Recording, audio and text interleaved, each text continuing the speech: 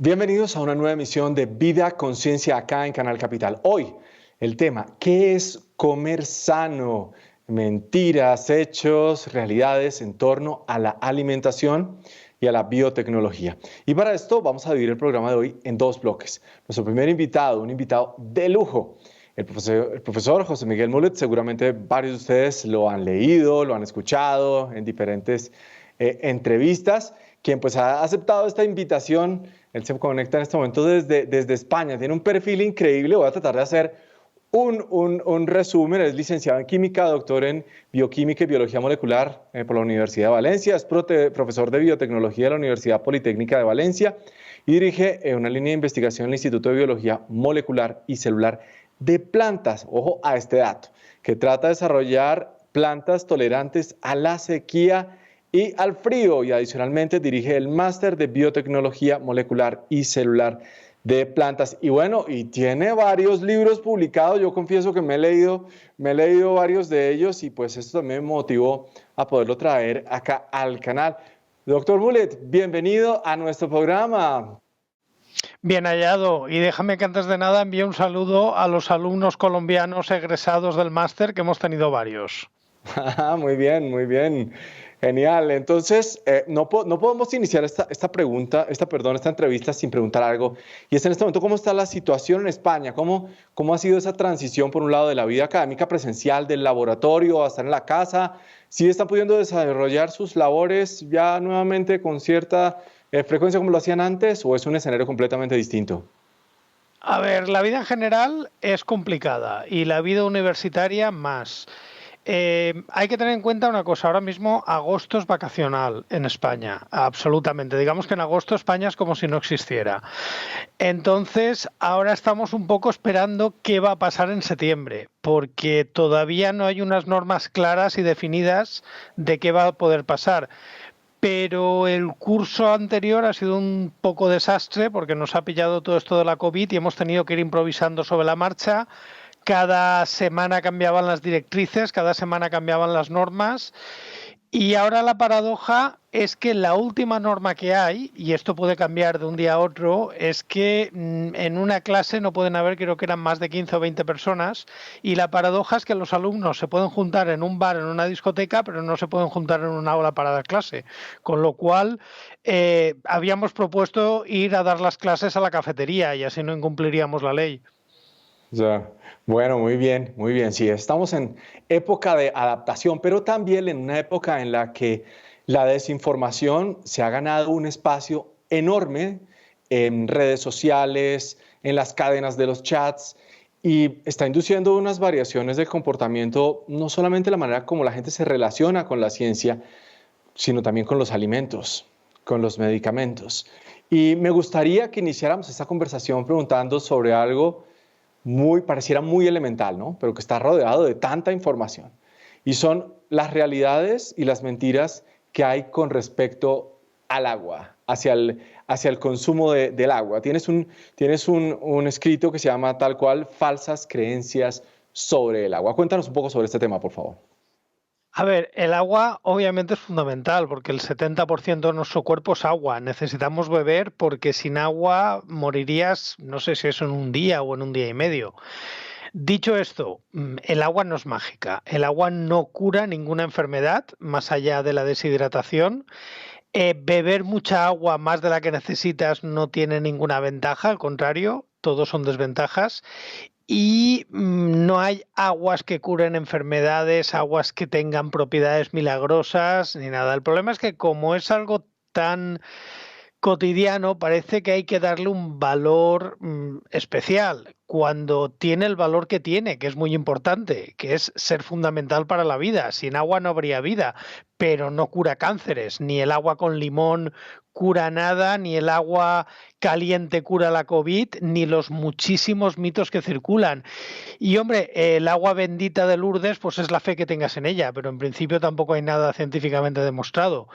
Pero eso podríamos hablar de cualquier religión. Todas las religiones han relacionado algo con el agua. Los musulmanes, por ejemplo, tienen un agua alcalina, o sea que no es propio solamente de la religión cristiana.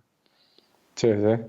Sí, por ejemplo, hay una tradición que la gente aplica mucho, ¿no? Decir, bueno, me voy a tomar tantos litros de agua y sobre todo que sea en ayunas, en fin, bueno, debe quedar muy claro que el consumo de agua, desde que sea el que necesitamos, más que suficiente. El que nos dicte la sed que tengamos y ya está. Porque cosas como que hay que beber 8 vasos de agua al día, pues hombre, si estás en el desierto del Sáhara, 8 vasos van a ser pocos.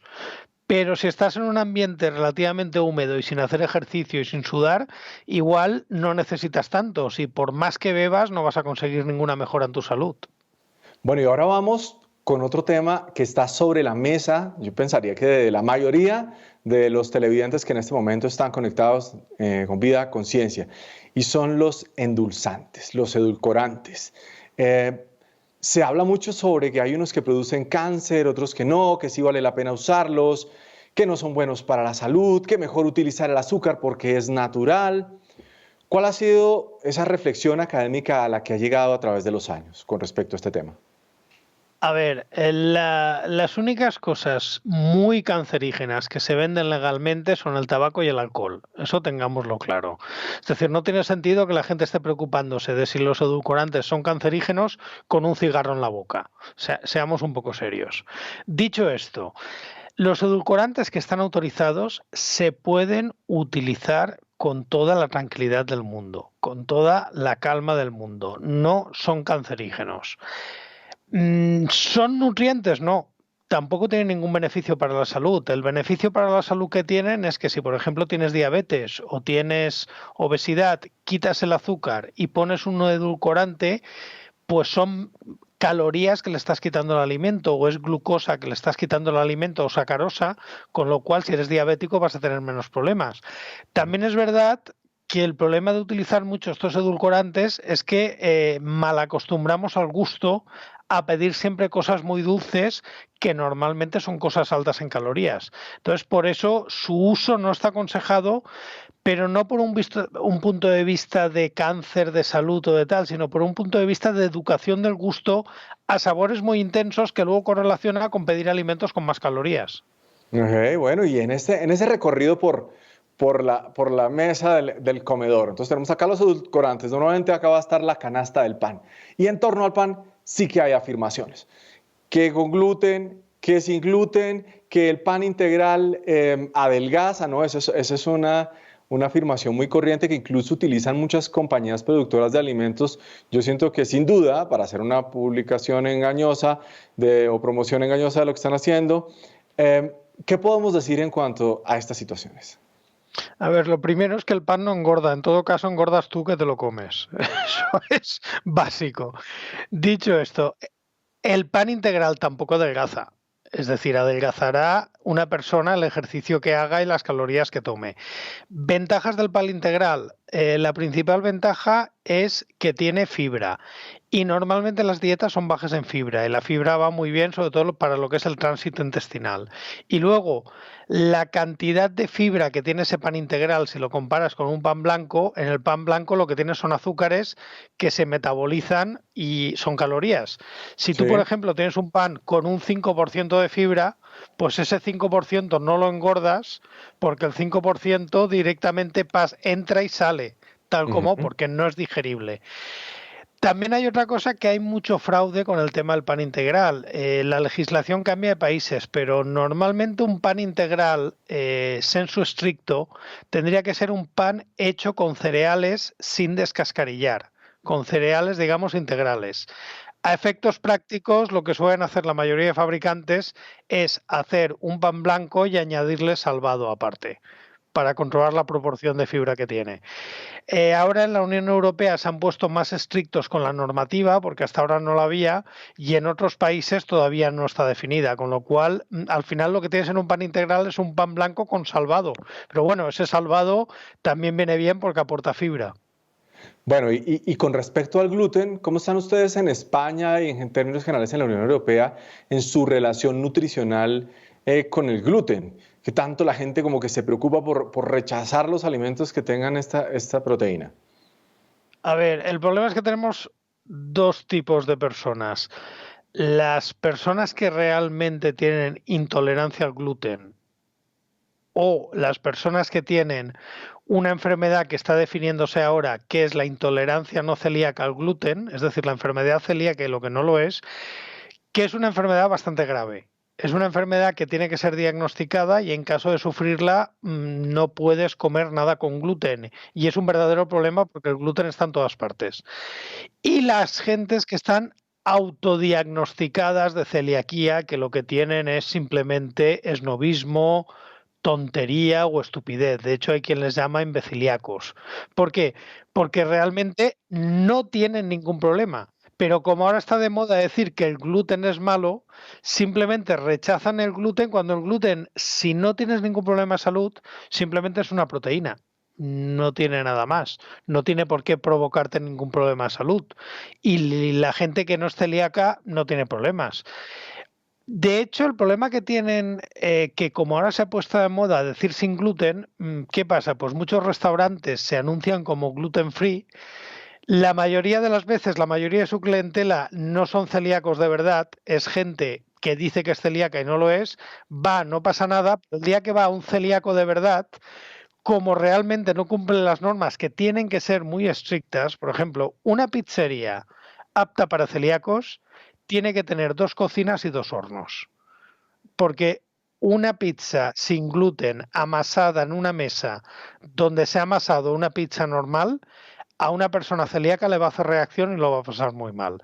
¿Qué pasa? Que una persona que no es celíaca no le va a pasar nada y dirá que esa pizzería no hay ningún problema. Pondrá la crítica en TripAdvisor y cuando vaya un celíaco de verdad va a tener problemas. Ese es el problema que estamos teniendo ahora.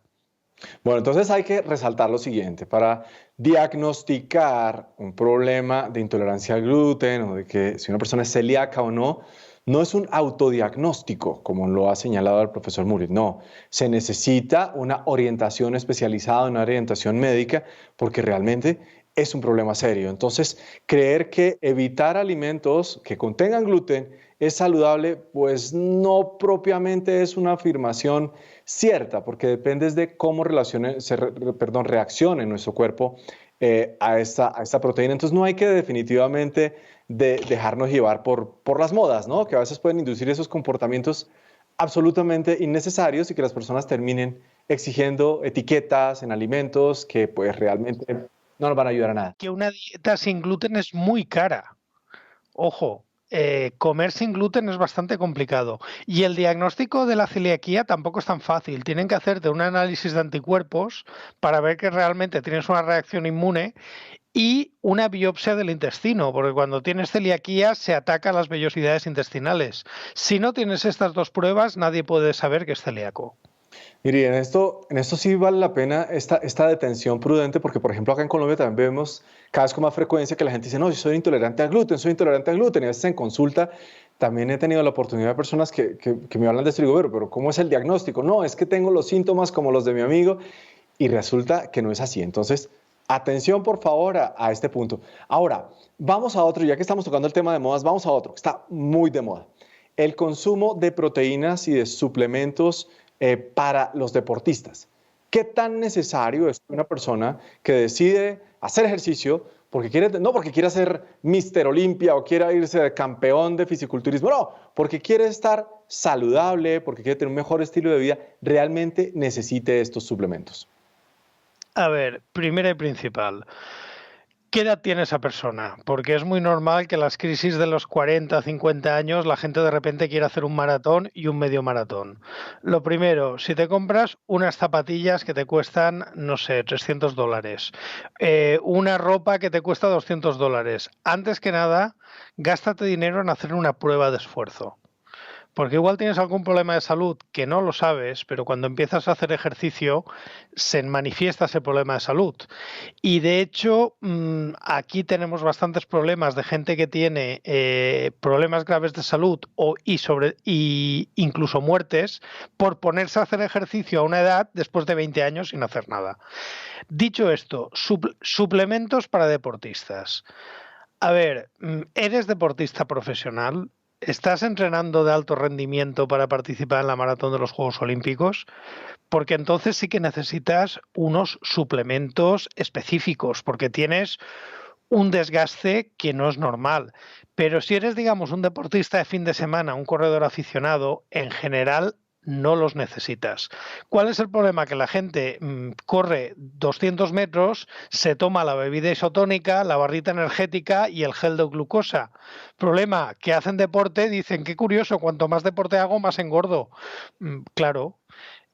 Un gel de glucosa es para una persona que acaba de correr 30 kilómetros o 40 kilómetros y está en el último aliento de un maratón, no para alguien que ha corrido 2 kilómetros. Sí, eso es. Y otra cosa que se ve que la gente usa con mucha frecuencia son los quemadores de grasa, ¿no? Con altos contenidos de cafeína y llega a haber una susceptibilidad para hacer hipertensión y terminan en crisis hipertensivas. Entonces sí hay que tener mucho cuidado con esto y nos queda claro. Entonces los suplementos enfocados para personas que desarrollen actividades deportivas de alto rendimiento. Ahora, y siempre supervisados por un médico o por un nutricionista, nunca porque se lo dijo un amigo.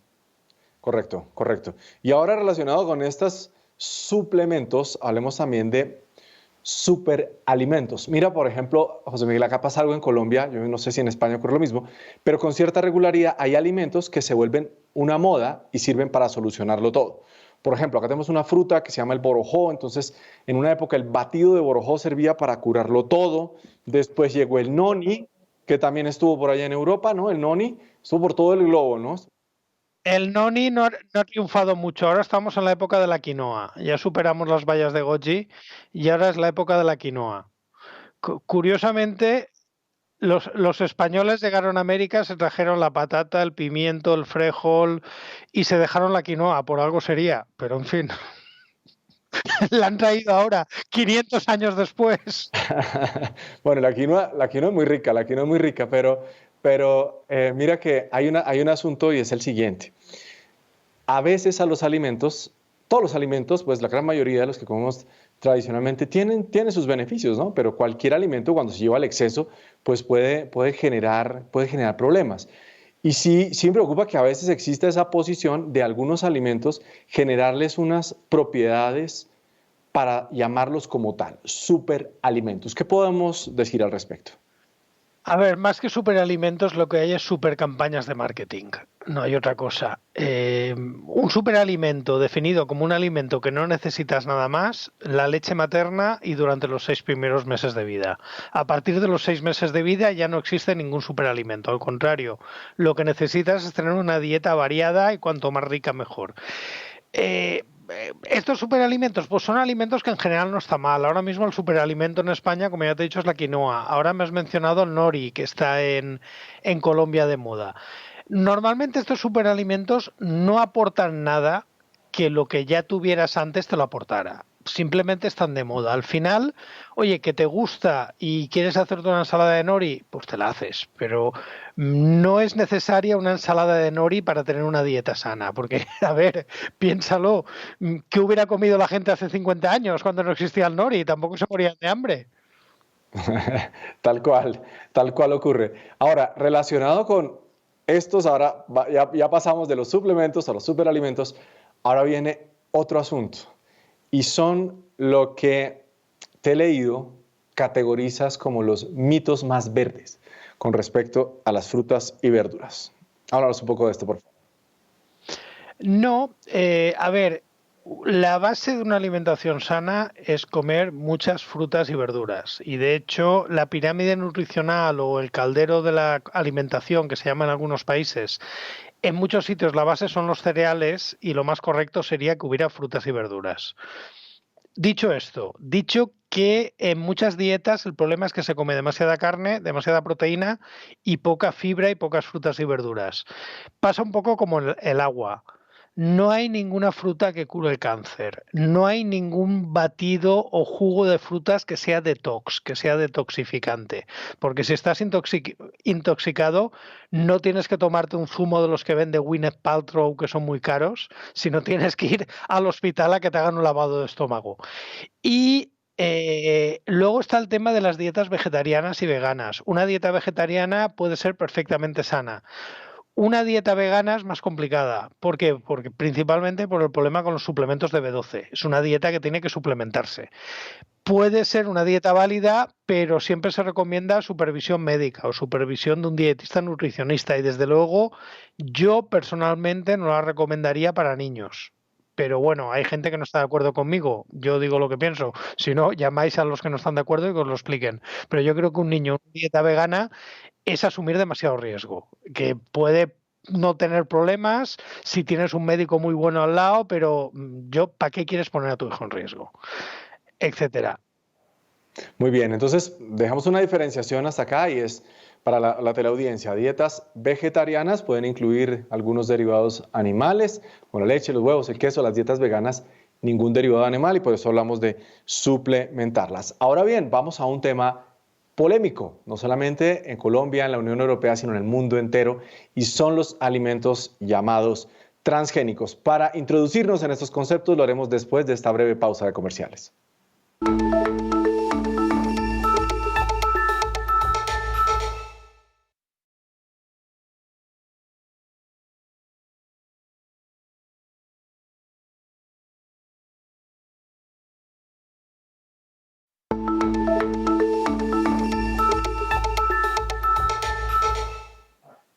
Estamos hablando sobre qué es comer sano y para eso hemos invitado al profesor José Miguel Mulet, quien está conectado muy amablemente a esta hora desde España. Y estamos aclarando como algunas dudas sobre afirmaciones que se hacen en la cotidianidad con respecto a los alimentos. Y habíamos dicho que íbamos a entrar ahora en un tema polémico, alimentos transgénicos, que valga decir, creo que la generalización pues no es muy buena usar ese término. Pero antes de aclarar eso que acabo de decir, sí me gustaría que definiéramos qué quiere decir esto de transgénico. Cuando hablo de que un alimento es transgénico, porque en medicina utilizamos medicamentos, ¿no? Antibióticos, vacunas, la insulina, que son productos de estas tecnologías genéticas, pero cuando hablamos particularmente en los alimentos, que se les han denominado así transgénicos, ¿a qué hacemos referencia, profesor Mulet? A ver, no es tan diferente una insulina transgénica de un alimento transgénico. La diferencia es que la insulina te la inyectas y el alimento te lo comes. Al final acaba dentro de tu cuerpo. Hablamos de transgénico por definición legal cuando cogemos un trozo de ADN de un sitio, de un organismo, y lo ponemos en otro organismo. Ya está, hacer un copia-pega. ¿Por qué hacemos eso? Pues para conseguir una mejora. Cuando queremos insulina humana, obviamente no vamos a coger a gente, quitarles el páncreas y obtener la insulina. Es más fácil coger el ADN que codifica esa insulina humana, metérselo en una bacteria y que la bacteria lo haga por nosotros. ¿Por qué lo hacemos en los alimentos? Pues lo hacemos, por ejemplo, para que el cultivo sea resistente a un herbicida y así podemos hacer siembra directa, para que el cultivo sea tolerante a insectos y así nos ahorramos utilizar pesticidas, o para que el alimento sea rico en vitamina A, sea rico en vitamina en hierro y tenga más cualidades nutricionales. Curiosamente, nadie se ha quejado de la insulina transgénica que se inyecta, que se mete debajo de la piel, pero en cambio se quejan de alimentos transgénicos que llevamos comiendo 20 años y no hemos tenido ningún problema. Dicen, es que yo no quiero comer genes de otras especies. A ver, o sea que tú puedes comer pollo con tomate y en la boca mezclas el genoma del pollo y el del tomate. Pero si el tomate llevara un gen del pollo ya incorporado, no puedes hacerlo. Muy bien, está claro. Está No, clara, no, está no, clara la no me situación. digas que no es absurdo. Bueno, ahora, entonces dejemos clara una definición. Un asunto es la hibridación de las especies, ¿no? Lo que tradicionalmente, desde hace ya milenios, se ha hecho con diferentes especies, de irlas cruzando, buscando domesticarlas. Y otro asunto diferente es esto de la manipulación genética que se ha ido depurando a través de las décadas y le ha permitido a la ciencia, le ha permitido a la medicina y a otras áreas del conocimiento poder mejorar procesos. Pero sin duda se han generado temores. ¿De dónde crees que surgen estos temores? La gente a pensar que consumir un alimento genéticamente modificado puede generarle daño para su salud. ¿Y eso tiene algún fundamento científico? ¿Hay evidencia de que esto pueda generar algún daño? A ver, lo primero es que la manipulación genética de la hibridación, los injertos y tal, no es tan diferente. Porque ahí al final estás mezclando genomas de varias especies a ciegas. Aquí simplemente lo haces con precisión quirúrgica, solamente el trozo de ADN que quieres de lo que no. ¿De dónde surgen esos temores? Primera, temores que no se han confirmado. En 20 años nadie puede decir que hayamos tenido ningún problema de salud ni de medio ambiente por un transgénico. Y si alguien lo dice, está mintiendo. Y esto es así de claro y rotundo. ¿De dónde salen? Hombre, esto lo explico muy bien en un libro que se editó en Colombia, que es Transgénicos sin miedo, pero te hago un resumen. El miedo o la campaña antitransgénicos surge de Europa por varios motivos. El primero, los grupos ambientalistas, principalmente Amigos de la Tierra. Greenpeace al principio de los transgénicos no dijo nada, se apuntó más tarde, que necesitaban una campaña nueva. Por otra parte, las empresas de biotecnología europeas, que como la primera empresa que tenía transgénicos fue Monsanto y no podían hacerle competencia, cuando empezó a haber movimiento en contra de los transgénicos, se callaron. No hicieron ningún tipo de presión ni ningún tipo de lobby, porque les venía muy bien para protegerse de la competencia que venía de Estados Unidos. Y luego, este ambiente que empezó a tal, se aprovechó con la crisis de las vacas locas, que la gente se preocupó mucho por la alimentación. Entonces, fueron una serie de factores que hicieron que se generara específicamente en Europa, un miedo a este tipo de alimentos que ha tenido unas consecuencias muy malas porque ha impedido el desarrollo de esta tecnología y Europa, que era pionera, porque de hecho se descubrió en Europa, en Bélgica, se ha quedado atrás y han cogido el papel principal Estados Unidos, Brasil y Argentina. Colombia está así. Un día dice una cosa y otro día dice otra, pero está sembrando principalmente algodón transgénico y alguna cosa más, pero lo más importante es el algodón. Eh, También te digo, en Europa el debate está básicamente muerto. Ya no le interesa a nadie. ¿Por qué no le interesa a nadie? Pues muy fácil. En 20 años no ha habido ningún problema, no ha habido ningún catástrofe. Al final, tú no puedes mantener una campaña artificialmente si no hay nada que sirva para motivar a la gente. Ya te digo, las principales organizaciones ecologistas cada vez hablan menos de este tema. Bueno, pero me surgen dos preguntas. La primera de ellas es, se nos habla de que los transgénicos también pueden ser una amenaza para la biodiversidad, porque de pronto un cultivo transgénico, por el tema de la polinización, pueda terminar siendo, lo pongo entre comillas, o contaminando a otro cultivo de especies nativas. ¿Qué tan frecuente es que eso ocurra y qué evidencia existe en relación a los cultivos transgénicos y a la pérdida de biodiversidad? Lo que realmente ataca la biodiversidad es la agricultura. Y me da igual que sea transgénica, orgánica, convencional. ¿Por qué? Porque si tú quieres hacer agricultura, tienes que quitar todo lo que hay en un campo y poner tus semillas. Y entonces arrasas con toda la biodiversidad que había. Dicho esto, el tema de la polinización. Esto está ya previsto desde el primer protocolo de Cartagena, Cartagena de Indias, por cierto, Colombia, que creo que es del año 91 o 92, no me acuerdo del año exactamente. Una de las premisas para que se autorice un cultivo transgénico es que no pueda hibridar con una especie nativa. Es decir, en una zona donde existen especies nativas de algún cultivo, no se autoriza un transgénico y esto se cumple a rajatabla. Ojo, aquí tenemos otra trampa. Sí que se autorizan variedades que no son transgénicas. Y sí que existen hibridaciones de variedades domésticas que son absolutamente artificiales con variedades nativas y eso curiosamente no hay ningún ambientalista que le importe.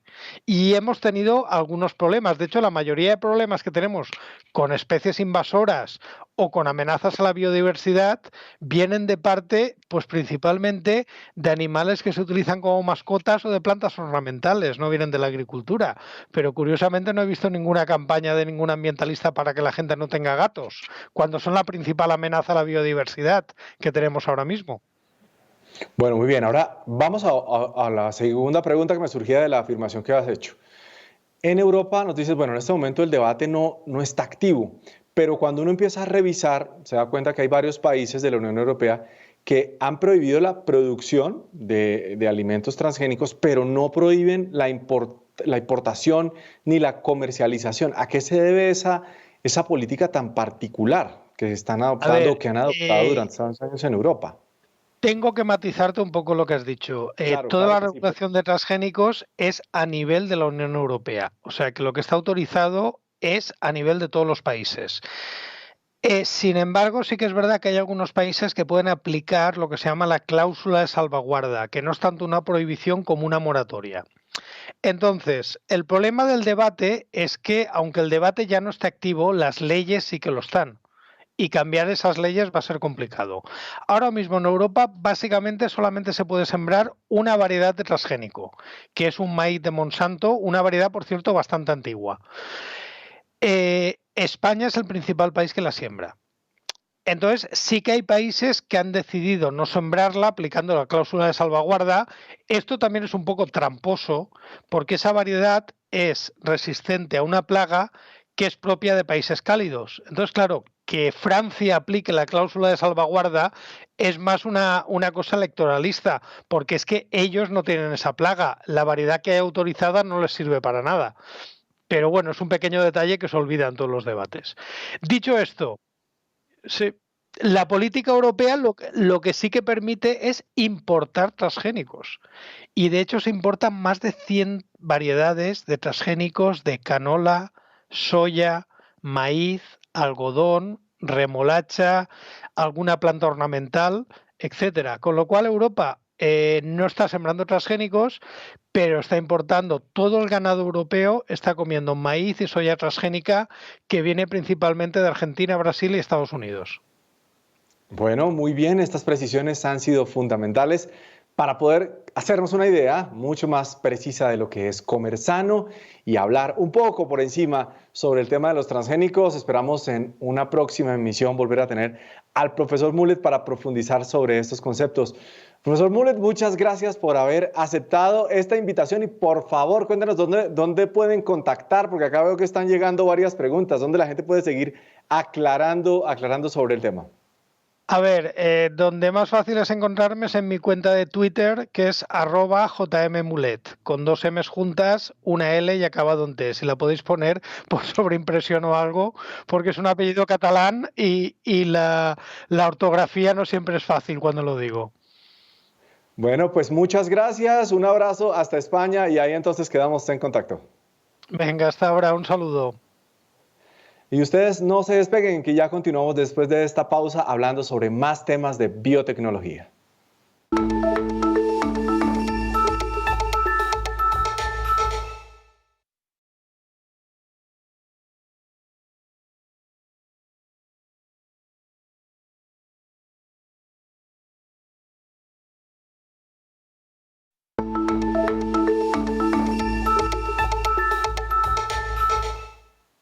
Bueno, entonces estamos cerrando con un tema polémico, con un gran invitado. Y ahora, para esta parte del programa, tenemos una invitada muy especial. Van ustedes a conocer, para quienes no han tenido el placer, a una comisionada de la Misión de Sabios, una mujer científica que ha inspirado a muchísimos colombianos y que lleva toda su vida entregada a la ciencia. Ella estudió, bueno, se presenta así como un perfil muy híbrido en la ciencia, inició explorando su formación como bacterióloga, después pasó a estudiar fisiología de plantas y ha estado en muchos campos, muchos campos de la investigación. Y hoy tenemos el privilegio de tenerla en nuestro programa. Doctora Elizabeth Hudson, bienvenida a Vida Conciencia. Muchas gracias por la invitación, es un gusto estar con ustedes. Bueno, la primera pregunta que no se nos puede escapar en esta conversación. ¿Cómo una mujer termina, no por el hecho de ser mujer, sino estamos hablando ya a veces que llevas 20 años, hace un rato estábamos conversando, más de 20 años en el tema de investigación de organismos genéticamente modificados y un par de décadas más? Entonces estamos pensando en un país no como el actual, sino de hace años atrás, donde era tan complicado abrirse espacio, ahí sí lo digo, como mujer para la ciencia. ¿Cómo fue tu vinculación con el campo científico y cómo fuiste labrando ese camino a pesar de los obstáculos? Bueno, la verdad, yo nunca he sentido obstáculos tan fuertes. Yo pienso que si uno está convencido de lo que hace, cree en lo que hace y lo hace bien, va presentando resultados, los caminos se van abriendo. Y es también independiente del género, aunque sí soy consciente de que en algunas situaciones hay algunas dificultades. Entonces es como ir agarrando el camino que a uno más le guste, estar convencido y hacer muy bien las cosas, porque ahí sí, en mi calidad de mujer me tocaba sobresalir un poquito más, tal vez para que me abrieran camino, sobre todo al principio. Después ya no tanto.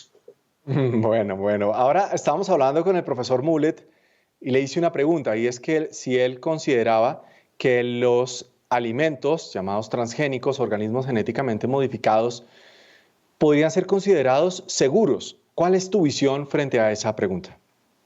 Por supuesto que sí. Al trabajar en biotecnología agrícola y al trabajar en transformación genética de plantas con técnicas de ADN recombinante, obviamente toca adentrarse y conocer todos los sistemas de bioseguridad, todas las regulaciones y toda la normativa que hay que cumplir para poder sacar esos productos al mercado en una forma segura, inocua, conveniente para el usuario. Entonces, conozco muy bien las regulaciones, sé que son muy estrictas, se siguen rigurosamente a rajatabla, como decía José Miguel. Entonces, los que conocemos esto, sabemos que podemos estar más tranquilos si son transgénicos, porque han sido mucho más evaluados, más estudiados, más analizados que los alimentos convencionales. Entonces, son muy seguros, fuera de que nos ofrecen una serie de ventajas en calidad, en ventajas nutricionales, depende del tipo de productos de que se trate. O sea, por ejemplo, acá en Colombia, ¿no? Con él estamos hablando en caso de Unión Europea, pero ya situándonos acá en nuestro país, vemos que con frecuencia hay rechazo en diferentes regiones de la ruralidad de nuestro país frente a la siembra de este tipo de semillas. Podemos pensar más bien entonces, según lo que acabo de escuchar de tu respuesta, que posiblemente esas preocupaciones surgen más de un tema de regulación, de competitividad para estos pequeños productores, que realmente algo que esté relacionado con la salud humana en sí, o sea, que vayan a generar algún problema, no es tanto eso, sino la otra parte de participación del mercado. Es un poquito más de desconocimiento y de desinformación de los opositores.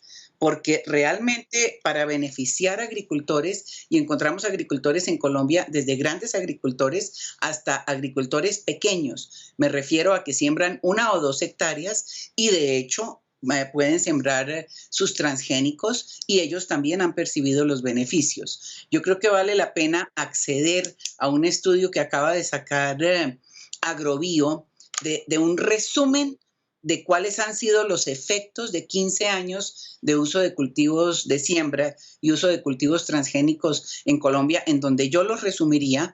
Para el agricultor hay beneficios ambientales, económicos y en rendimiento, porque están reduciendo el uso de plaguicidas químicos, están teniendo más tiempo para atender a sus familias, se está contaminando menos el ambiente precisamente con esa reducción de agroquímicos, al estar controlando insectos, por ejemplo. Repito, cada situación es distinta, pero al controlar insectos vamos a tener mejor calidad de grano. Este tipo de cosas. Estamos usando de repente menos agua, son cultivos más eficientes que almacenan mejor, entonces tenemos beneficios, repito, económicos, ambientales, en salud y en dinero.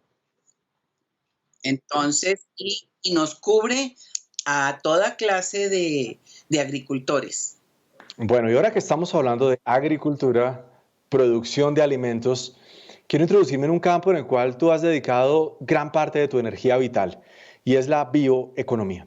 Estamos en un momento de la historia del planeta en la que un microorganismo nos ha frenado en seco. O sea, lo que no ha logrado las cumbres ambientales, no ha logrado la conciencia ambiental global, llega un virus a nuestra civilización y nos dice, hey, quietos un momento. Sí. Y entonces creo que vale la pena detenerse a pensar, Elizabeth, de que estamos acostumbrados a un modelo económico en el cual nos convencimos de que hay un progreso ilimitado, pareciera haber un consumo ilimitado, en el cual vemos que en los últimos 200 años la población humana se ha multiplicado más o menos por 5, pero el consumo per cápita, es decir, el consumo de energía individual de cada ser humano se ha multiplicado por 50, es decir, 10 veces más. Sí.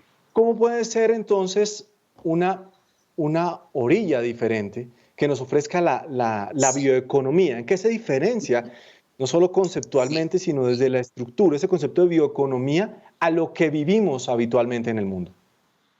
Sí, ahí tengo mucho que decir, voy a tratar de hacerlo cortito.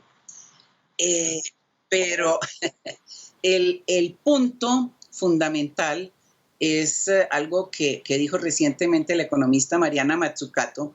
Dice, el mundo está tratando los síntomas de la pandemia, pero no sus causas.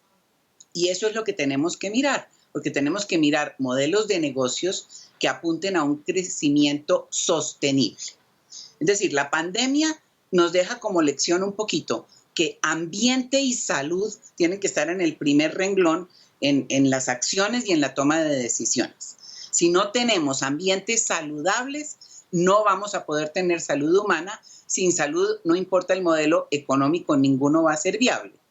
Y lo otro es que la relación, y lo estamos viviendo con esta zoonosis, la relación entre salud y biodiversidad es ancestral. Donde hay fragmentación de ecosistemas, etcétera, se facilitan más las zoonosis. Entonces tenemos que proteger los ecosistemas. Entonces tenemos que buscar esa intuitiva noción del equilibrio dinámico que debe ser estudiado en distintas partes. Para eso tenemos como respuesta la bioeconomía. La bioeconomía tiene como gran marco conceptual los objetivos de desarrollo sostenible. Y podemos resumirla diciendo que la bioeconomía no es una ciencia, no es una actividad, es una filosofía, es una forma de vida a la que tenemos que cambiar, porque es la gestión de la sostenibilidad.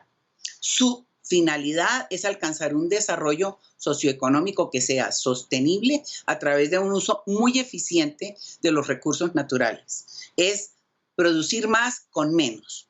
Es copiar la sabiduría biológica y hacer lo que la naturaleza ha hecho por millones de años, que es ser sostenible en sistemas circulares, en sistemas en donde todo es eficiente, en donde todo se aprovecha, en donde para cada paso vamos a tener coproductos. Jamás en la naturaleza tenemos residuos. Nosotros tenemos coproductos que entran en otros procesos. Y el punto es que la bioeconomía, basada en recursos naturales, depende de la biotecnología. La biotecnología es el brazo armado para nosotros crearnos sistemas de vida sostenibles, saludables, armónicos, equilibrados, inclusivos. No sé si no, es una exposición muy clara. No, está muy bien, por favor, está muy bien, muy bien. De hecho, me surgen más preguntas con respecto a esta respuesta que nos acabas de dar. Lo primero es que cuando uno menciona la palabra economía, normalmente la tenemos muy mal entendida, ¿no? Porque cuando uno va al origen de la palabra, el eikonos, a ese arte de aprender a cuidar la casa, el hogar, esa es la raíz de esa palabra, ¿no? Pareciera más bien que lo que nos acostumbramos en el mundo no fue a hacer economía, sino ese término que tanto usaba Aristóteles para diferenciar la economía, y era la crematística, ¿no? Más bien esos conocimientos y conceptos para multiplicar el dinero. Son dos cosas distintas. Entonces, con esta exposición que nos has hecho, siento que la bioeconomía realmente busca eso, la protección del hogar, la protección de la casa común, y introduciéndonos más en esa idea de cuidar la casa común y algo que mencionabas de imitar la naturaleza, ¿no? De esa biomimesis, de esa imitación de la naturaleza. Me encantaría que en la experiencia que tú has tenido nos contaras un par de ejemplos de cómo hace la naturaleza para eso, para fomentar la economía circular, para reducir los desperdicios. ¿Qué podríamos citar de Sí, ejemplos? no lo reduce, no tiene. No tiene, la naturaleza no presenta desperdicios y todas las comunidades en realidad viven en armonía y en un balance. Nosotros como ser humano la hemos embarrado un poquito porque somos la única especie que ha sobrecargado, ha sobrepasado la capacidad de carga del planeta. Y ahí es donde tenemos que mirar qué es lo que vamos a hacer y cómo vamos a buscar sistemas que sean mucho más balanceados, que sean responsables, cómo tener demandas responsables, que es parte de los objetivos de desarrollo sostenible, ¿no? Demanda y consumo responsables con cero desperdicios. Es un poquito eso, Sí. y cómo muchos de esa biomasa residual que dejamos de lado, lo que es un tesoro. Lo que es la basura de unos es un tesoro para otros. Eso es lo que no hemos sabido hacer y ahí es donde tenemos que dedicarnos, digamos, más especialmente para ser mucho más eficientes. Sí, es cuando vemos que nos hemos mal acostumbrado a usar términos para llamar las cosas, ¿no? Por ejemplo, a los alimentos les decimos basura. Estas sobras de los alimentos, ¿para dónde van? No, esto va para la Sí. basura. ¿Dónde van las sobras de las podas del jardín? Para la basura. Cuando definitivamente sabemos que esto puede ser perfectamente recuperado por ciclos naturales. Sí, Y nos cuando lo vemos sirve desde ahí, ya sea para sí, sí. bioenergía, nos sirve para adición al suelo, para enriquecer nuevamente el suelo que estamos agotando, nos sirve para hacer, yo qué sé, envases biodegradables, es decir, nos sirve para infinidad de posibilidades, porque la infinidad de bienes y servicios que nos ofrece la bioeconomía, sobre todo si estamos haciendo uso de los avances biotecnológicos, son casi que ilimitados. Ujú. Sí, sin duda, sin duda. Ahora, si pensamos en ese problema que tenemos de no relacionar muy bien nuestros desperdicios con los ciclos naturales, desde ese trabajo que has hecho en la Comisión de Sabios, ¿qué tan lejos percibes al país, Elizabeth, de poder cumplir los objetivos de desarrollo sostenible? ¿Será que sí alcanzamos? ¿Será que el esfuerzo tanto gubernamental como de los ciudadanos sí va para allá? Con esa risa ya A como que ver, me va respondiendo, pero... ahí no. Uno de los puntos graves es nuevamente, y repito, la bioeconomía es un sistema de vida, es una filosofía que tenemos todos que estar conscientes, tenemos que sensibilizarnos y tenemos que actuar en conjunto, tenemos que actuar articuladamente para que funcione. Y sí funcionaría si sabemos hacerlo bien, porque entre otras cosas, este concepto, este enfoque nos permite un desarrollo territorial sostenible que permita aprovechar las características y las condiciones de cada región que son diferentes, porque no hay un solo tipo de bioeconomía. Entonces, las características, las condiciones, casi que la misma cultura de cada región para poder aprovechar al máximo eso, porque entre otras cosas también la bioeconomía se fundamenta en darle valor agregado a esos recursos naturales con conocimientos que pueden ser conocimientos muy sencillos o muy sofisticados, depende de las circunstancias, pero lo importante es darle valor agregado in situ, en las regiones en donde se produce, se le da el valor agregado, se benefician esas comunidades que pueden mejorar su desarrollo, porque un dicho que tenemos en bioeconomía es: la biomasa viaja mal. Estar transportando biomasa sin procesar, los famosos commodities, no tiene sentido. Lo que tiene sentido es adicionarle valor a nivel regional y que el bienestar y el beneficio quede a nivel territorial para su desarrollo. Es decir, sin duda un país que solamente se enfoque su modelo económico en exportar commodities, en el extractivismo Está esencialmente, llamado a está perderse. completamente lejos de la bioeconomía, de un modelo de Totalmente bioeconomía. lejos. Ahora, Sí, ahora sí, sí. bien, ahora que decías lo de la diferencia regional, creo que esa es otra de las reflexiones que nos trae la pandemia, ¿no? Vemos cómo Justamente en este momento, mientras tenemos esta conversación, las velocidades del índice de reproducción básico del virus son distintas en las diferentes regiones del país. Hay unas ciudades que ya han llegado al pico, otros que todavía no han llegado al pico. Los índices de la letalidad varían y asimismo también la capacidad de atención y las dinámicas sociales de cada una de las regiones del país son distintas. Frente a esa situación, y si sumamos el asunto de los objetivos de desarrollo sostenible, ¿crees que sí la pandemia nos está dando elementos para decir definitivamente esto es lo que necesitamos? Para mí es clarísimo. Es el mensaje más claro que nos envía la naturaleza. Ya me reventaron, miren a ver qué hacen. Cambian el sistema de vida y cambian los valores, revisen los valores para modificar todos estos sistemas productivos, sociales, etc. Bueno, muy bien. Ahora, otro asunto muy importante relacionado con el tema de objetivos de desarrollo sostenible tiene que ver de esa articulación, el trabajo de Colombia con el resto de América Latina. Dentro de la perspectiva de la Comisión de Sabios está obviamente la perspectiva país, pero ustedes también están modelando o trabajando de la mano con otras naciones de la región para poder generar estos avances.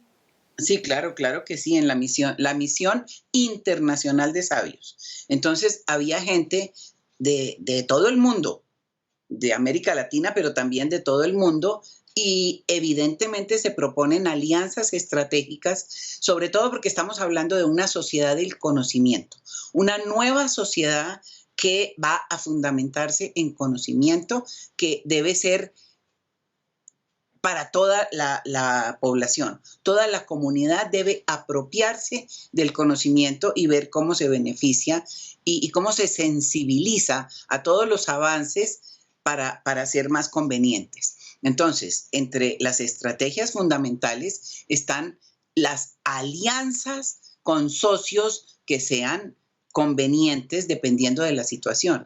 Pero evidentemente es un hecho la globalización y las alianzas globales son las que más nos van a servir, porque para bioeconomía también estamos hablando de productos y servicios para exportar, para que generen ingresos, no solo el beneficio local, sino también beneficios adicionales con nuevos productos que pueden ser ofrecidos en mercados internacionales. Bueno, estamos en un momento complejo para la educación en la que nos hemos tenido que adaptar a la virtualidad. Incluso hay personas que en este momento, y sobre todo de colegios públicos, que no están logrando acceder adecuadamente a la educación. Pero ¿cuál sería tu mensaje para la juventud que en este momento te está escuchando y que a veces siente como intenciones de explorar la ciencia? Sí. Bueno, yo diría, toca responder a esta cosa tan rara que nos tocó vivir. Es un imperativo ético, es una responsabilidad social que la juventud mire a ver cómo es que va a ser el viraje, cómo vamos a modificar estos estilos de vida que la naturaleza nos hizo un llamado de atención para buscar sostenibilidad, para buscar los objetivos de desarrollo sostenible, para buscar vivir en armonía con la naturaleza, en beneficio tanto del entorno como de nosotros mismos. Entonces toca moverse. Por favor, piensen que la bioeconomía es la opción inteligente para el desarrollo sostenible. Muchísimas gracias por haberme invitado.